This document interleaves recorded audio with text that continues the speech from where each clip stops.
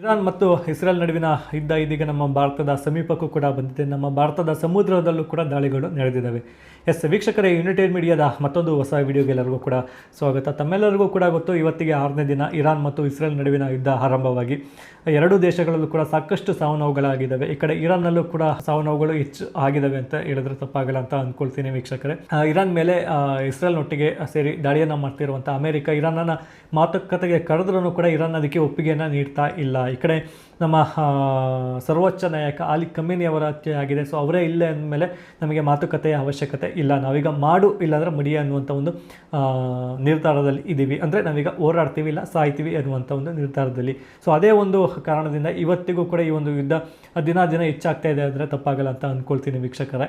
So ಈಗ ನಾನು ಆಗಲೇ ಹೇಳಿದೆ ಏನು ಈ ಒಂದು ಯುದ್ಧ ನಮ್ಮ ಭಾರತದ ಸಮೀಪಕ್ಕೂ ಕೂಡ ಬಂದಿದೆ ಅಂತ. ಸೊ ಇದರ ಬಗ್ಗೆ ನಾನು ಎಕ್ಸ್ಪ್ಲೇನನ್ನು ಮಾಡೋದಕ್ಕೂ ಮುಂಚೆ ಚಿಕ್ಕದಾಗಿ ನಾನು ಏನು ಕಳೆದ ಒಂದು 4 ರಿಂದ 5 ದಿನಗಳಿಂದ ಈ ಒಂದು ಯುದ್ಧ ಆಗಿದೆ. ಸೊ ಅದರ ಒಂದು ಟೈಮ್ ಲೈನನ್ನು ನಾನು ನಿಮಗೆ ಎಕ್ಸ್ಪ್ಲೇನನ್ನು ಮಾಡ್ತೀನಿ ವೀಕ್ಷಕರೇ. ಈ ಒಂದು ಯುದ್ಧ ಪ್ರಾರಂಭವಾಗುವಂಥದ್ದು ಫೆಬ್ರವರಿ 28ನೇ ತಾರೀಕು.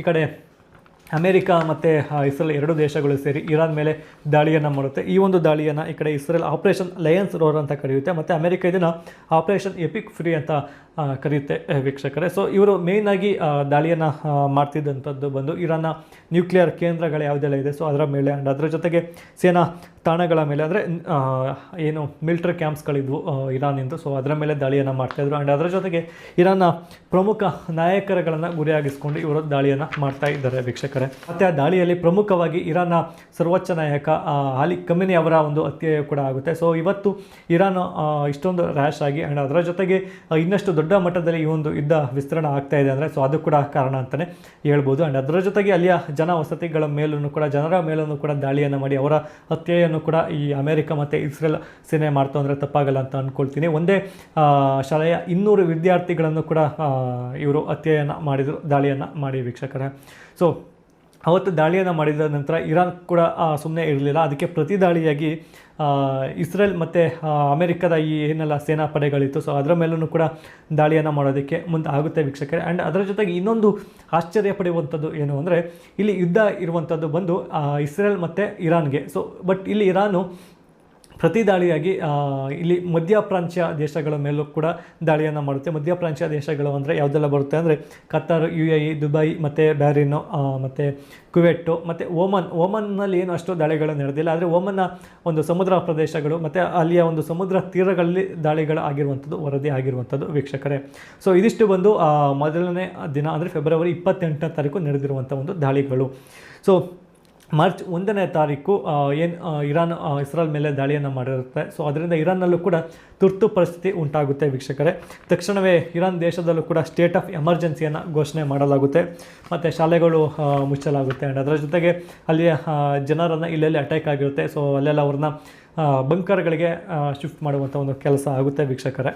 ಸೊ ಇದಾದ ನಂತರ ನೆಕ್ಸ್ಟು ಮಾರ್ಚ್ 2 ಮತ್ತು 3ನೇ ತಾರೀಕು ಯುದ್ಧ ಇನ್ನೂ ದೊಡ್ಡ ಮಟ್ಟದಲ್ಲಿ ವಿಸ್ತೀರ್ಣ ಆಗುತ್ತೆ ವೀಕ್ಷಕರೇ. ಸೊ ಅಮೆರಿಕ ಮತ್ತು ಇಸ್ರೇಲ್ ಮತ್ತೆ ಇರಾನ್ನ ನಗರಗಳ ಮೇಲೆ ದಾಳಿಯನ್ನು ಮಾಡುತ್ತೆ. ಆ್ಯಂಡ್ ಅದರ ಜೊತೆಗೆ ಇರಾನ್ ಕೂಡ ಡ್ರೋನ್ ಮತ್ತು ಕ್ಷಿಪಣಿಗಳನ್ನು ಹೆಚ್ಚಿಸಿ ಸೊ ಈ ಇರಾನ್ ಮಧ್ಯಪ್ರಾಚ್ಯ ದೇಶಗಳ ಮೇಲೆ ಮತ್ತು ಇಸ್ರೇಲ್ ಮತ್ತು ಅಮೆರಿಕದ ಸೇನಾ ಒಂದು ಏನು ಕ್ಯಾಂಪ್ಗಳಿರುತ್ತೆ. ಸೊ ಅಮೆರಿಕ ಸೇನಾ ಕ್ಯಾಂಪ್ ಅಂದರೆ ಕೇವಲ ಅಮೆರಿಕದಲ್ಲಿ ಇರುವಂಥದ್ದು ಅಲ್ಲ ವೀಕ್ಷಕರೇ, ಅದು ದೇಶದ ಸಾಕಷ್ಟು ದೇಶಗಳಲ್ಲಿ ಅವರ ಒಂದು ಕ್ಯಾಂಪ್ಗಳು ಇರುವಂಥದ್ದು. ಒಟ್ಟು 80ಕ್ಕೂ ಹೆಚ್ಚು ದೇಶಗಳಲ್ಲಿ ಸೊ ಅವರ ಒಂದು ಕ್ಯಾಂಪ್ಗಳನ್ನು ಇರಿಸಿದೆ ವೀಕ್ಷಕರೇ. ಸೊ ಆ ಎಲ್ಲ ಕ್ಯಾಂಪ್ಗಳ ಮೇಲೆ ಇರಾನ್ ಪ್ರತಿ ದಾಳಿಯಾಗಿ ತನ್ನ ಒಂದು ಡ್ರೋನ್ ಮತ್ತು ಕ್ಷಿಪಣಿಯ ಮುಖಾಂತರ ದಾಳಿಯನ್ನು ಮಾಡುತ್ತೆ ವೀಕ್ಷಕರೇ. ಇಷ್ಟು ಬಂದು ಮಾರ್ಚ್ 2 ಮತ್ತು 3ನೇ ತಾರೀಕುವರೆಗೆ ನಡೆದಿರುವಂಥದ್ದು. ಸೊ ಇದೀಗ ಮಾರ್ಚ್ 4ನೇ ತಾರೀಕು ಅಂದರೆ ನಿನ್ನೆಗೆ ಬರೋದಾದರೆ ಸೊ ಈ ಒಂದು ಯುದ್ಧ ನಮ್ಮ ಭಾರತದ ಸಮೀಪಕ್ಕೂ ಕೂಡ ಬಂದಿರುವಂಥದ್ದು ವೀಕ್ಷಕರೇ. ಭಾರತದ ಸಮೀಪ ಅಂದರೆ ನಮ್ಮ ಭಾರತದ ಕನ್ಯಾಕುಮಾರಿ ಏನಿದೆ, ಕನ್ಯಾಕುಮಾರಿಯಿಂದ ಏನೋದು 150 ಕಿಲೋಮೀಟರ್ ದೂರ, ಮತ್ತು ಶ್ರೀಲಂಕಾ ಏನಿದೆ, ಶ್ರೀಲಂಕಾದಿಂದ ಒಂದು 70-80 ಕಿಲೋಮೀಟರ್ ಒಂದು ದೂರದಲ್ಲಿ ನಡೆದಿರುವಂಥ ಒಂದು ದಾಳಿ ವೀಕ್ಷಕರೇ. ಸೊ ಇದು ಬಂದು ನಮ್ಮ ಭಾರತದ ಮಹಾಸಾಗರದ ದಕ್ಷಿಣ ಶ್ರೀಲಂಕಾ ಭಾಗದ ಗಾಲೆ ಎಂಬಂಥ ಒಂದು ಪ್ರದೇಶದಲ್ಲಿ ಸೊ ಐರಿಸ್ ಡೇನಾ ಎಂಬಂಥ ಒಂದು ಇರಾನ್ನ ನೌಕೆಪಡೆಯ ಯುದ್ಧ ನೌಕೆಯ ಮೇಲೆ ನಡೆದಿರುವಂಥ ಒಂದು ದಾಳಿ ವೀಕ್ಷಕರೇ. ಈ ಒಂದು ದಾಳಿ ನಡೆದಂಥ ಒಂದು ಪ್ರಾರಂಭದಲ್ಲಿ ಯಾರು ದಾಳಿಯನ್ನು ಮಾಡಿದರು ಅನ್ನುವಂಥದ್ದು ಕನ್ಫರ್ಮ್ ಆಗಿರಲಿಲ್ಲ.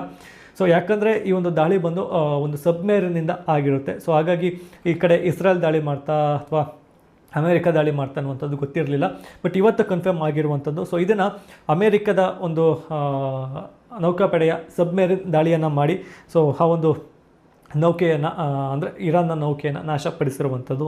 ವೀಕ್ಷಕರೇ, ಸೊ ಈ ಒಂದು ದಾಳಿಯನ್ನು ಒಂದು ರೀತಿಯಲ್ಲಿ ಐತಿಹಾಸಿಕ ದಾಳಿ ಅಂತಲೇ ಹೇಳ್ಬೋದು. ಯಾಕಂದರೆ ಇವರು ಏನು ಒಂದು ಇರಾನ್ನ ನೌಕೆಯ ಮೇಲೆ ದಾಳಿಯನ್ನು ಮಾಡಿದರು. ಸೊ ಅವರು ಆಗ ಬಳಸಿದಂಥ ಒಂದು ಮಿಸೈಲ್ ಬಂದು ಮಾರ್ಕ್ 48 ಟ್ರ್ಯಾಪಿಡೋ ಅಂತ. ಸೊ ಈ ಒಂದು ಮಿಸೈಲ್ನ 2ನೇ ಮಹಾಯುದ್ಧದಲ್ಲಿ ಬಳಸಲಾಗಿತ್ತು ಅಂತ ಹೇಳಲಾಗ್ತಾ ಇದೆ ವೀಕ್ಷಕರೇ. ಸೊ ಅದನ್ನು ಬಿಟ್ಟರೆ ಇದೇ ಮೊದಲನೇ ಬಾರಿಗೆ ಬಳಸಿರುವಂಥದ್ದು. ಸೊ ಆ ಒಂದು ದಾಳಿ ಆದ ನಂತರ ಕೇವಲ ಕೆಲವೇ ನಿಮಿಷಗಳಲ್ಲಿ ಸೊ ಆ ಒಂದು ಯುದ್ಧ ನೌಕೆ ಮುಳುಗಡೆಯನ್ನು ಹೊಂದಿದೆ ವೀಕ್ಷಕರೇ. ಸೊ ನೀವೇ ಅಂದಾಜು ಮಾಡ್ಕೊಳ್ಳಿ ಯಾವ ಒಂದು ಮಟ್ಟದಲ್ಲಿ ಈ ಒಂದು ದಾಳಿ ಆಗಿರ್ಬೋದು ಅಂತ. ವೀಕ್ಷಕರೇ, ಒಂದು ದಾಳಿ ಆದ ನಂತರ ಏನು ಒಂದು ಇರಾನ್ನ ನೌಕೆಯಲ್ಲಿ ಏನು ಸಿಬ್ಬಂದಿಗಳು ಇದ್ದರು. ಸೊ ಒಟ್ಟು 180 ಸಿಬ್ಬಂದಿಗಳು ಇದರಂತೆ. ಸೊ ಅದರಲ್ಲಿ 87 ಜನ ಸಾವನ್ನಪ್ತಾರೆ. ಸೊ ಅಪ್ಪಿದಂತಹ ಜನರ ಮೃತದೇಹವನ್ನು ಶ್ರೀಲಂಕಾ ವಶಪಡಿಸ್ಕೊಂಡಿದೆ. ಆ್ಯಂಡ್ ಅದರ ಜೊತೆಗೆ 32 ಜನರನ್ನು ರಕ್ಷಿಸಿ ಗಾಲೆಯ ಒಂದು ಆಸ್ಪತ್ರೆಯಲ್ಲಿ ಚಿಕಿತ್ಸೆಯನ್ನು ನೀಡ್ತಾ ಇದೆ. ಆ್ಯಂಡ್ ಅದರ ಜೊತೆಗೆ 60 ಜನರು ಅಲ್ಲಿ ನಾಪತ್ತೆ ಆಗಿದ್ದಾರೆ. ಸೊ ನಾಪತ್ತೆಯಾದವರನ್ನು ಶ್ರೀಲಂಕಾದ ಒಂದು ನೌಕೆ ಈಗ ಹುಡುಕಾಟವನ್ನು ನಡೆಸ್ತಾ ಇದೆ ವೀಕ್ಷಕರೇ. ಮತ್ತು ಇಲ್ಲಿ ಇನ್ನೊಂದು, ಶ್ರೀಲಂಕಾ ಇಲ್ಲಿ ಯಾವ ಕಡೆಗೂ ಕೂಡ ಈಗ ಇಲ್ಲಿ ಅಂದರೆ ಯಾವ ಒಂದು ಇದಕ್ಕೂ ಕೂಡ ಭಾಗಿಯಾಗಿಲ್ಲ. ಸೊ ಅವ್ರು ಕೇವಲ ಏನು ಇರಾನ್ನ ಒಂದು ನೌಕೆ ಮುಳುಗಿದೆ. ಸೊ ಅದರಲ್ಲಿದ್ದಂಥ ಸಿಬ್ಬಂದಿಗಳನ್ನು ರಕ್ಷಣೆ ಮಾಡಿ ವಶಪಡಿಸಿಕೊಂಡು ಆ್ಯಂಡ್ ಅದರ ಜೊತೆಗೆ ನಾಪತ್ತೆ ಆದಂಥವ್ರನ್ನ ಹುಡುಕಾಟವನ್ನು ನಡೆಸ್ತಾ ಇದೆ ವೀಕ್ಷಕರೇ.